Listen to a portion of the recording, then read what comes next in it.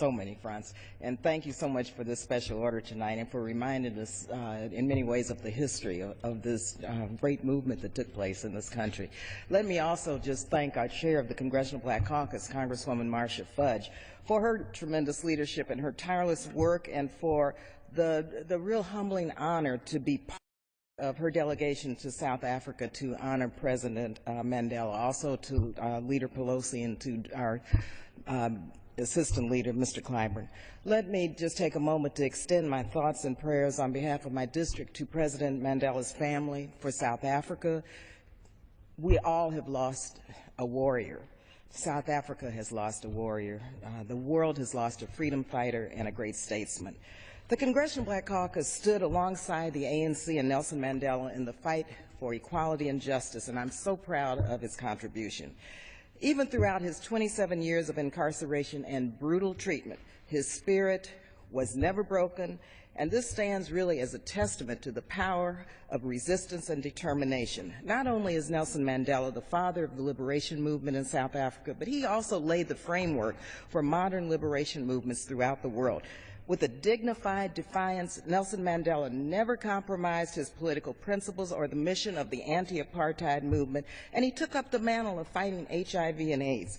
Like many of my colleagues, I was first inspired by Mr. Mandela in the early 70s. I was arrested in Berkeley, California during the time when our brave brothers and sisters in the labor movement refused to unload ships carrying cargo from South Africa that arrived in Oakland's port.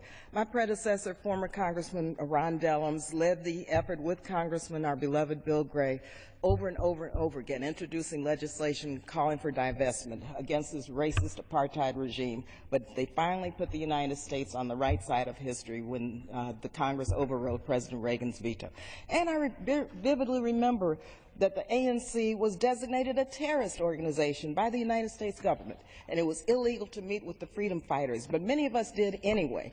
I remember meeting with ANC members in the United Nations, in Switzerland, and Austria to help map out our solidarity work here in the United States. So you can imagine how I felt when I joined some of you as an election observer, seeing lines and lines of people waiting to vote for the first time for Nelson Mandela as the first black president of a free South Africa.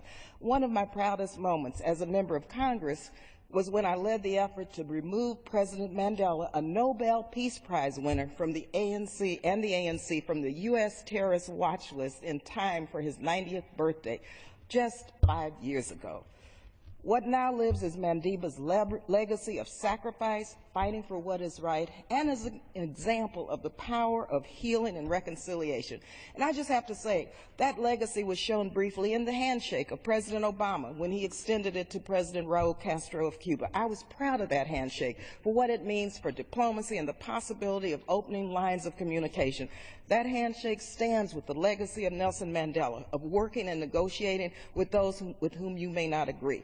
As Mandela said, and I quote, "Reconciliation means working together to correct the legacy of past injustice." He was a peacemaker.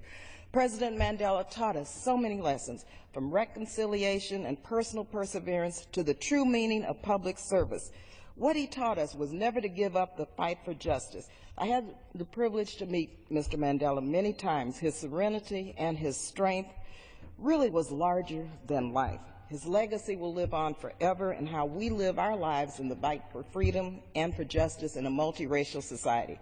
I hope, finally, let me just say that I hope in his honor that we live his legacy and continue our fight to end racism and to defend voting rights right here in the United States. May his soul rest in peace. I thank the gentlelady from California.